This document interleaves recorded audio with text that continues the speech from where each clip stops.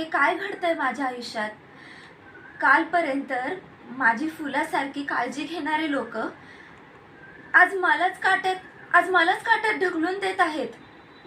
सरड्यासारखा रंग बदलत आहेत.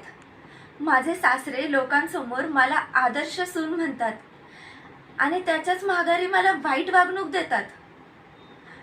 हे लग्न झालं त्यावेळी माझ्या सासूबाई मला आईसारख्या वाटल्या, पण आज प्रत्येक गोष्टीला त्या मला पाण्यात बघतात. नवरा तर बायको म्हणून कधीच किंमत देत नाही, उलट सगळं मलाच सुनावतात. सून नाही तर नोकर बनवून ठेवलं आहे ह्या लोकांनी मला. हे असे का? मी असं काय चूक केली आहे म्हणून मला असं हे भोगावे लागते. या घरात मी काही बोलू शकत नाही, कोणाला काही सांगू शकत नाही. माझे जे काही आधार आहे ते फक्त तुम्ही आहात स्वामी. तुम्हीच काहीतरी करा, मला यातून बाहेर काढा. यांच्या या अशा वागणुकी कारण मला कळत नाहीये.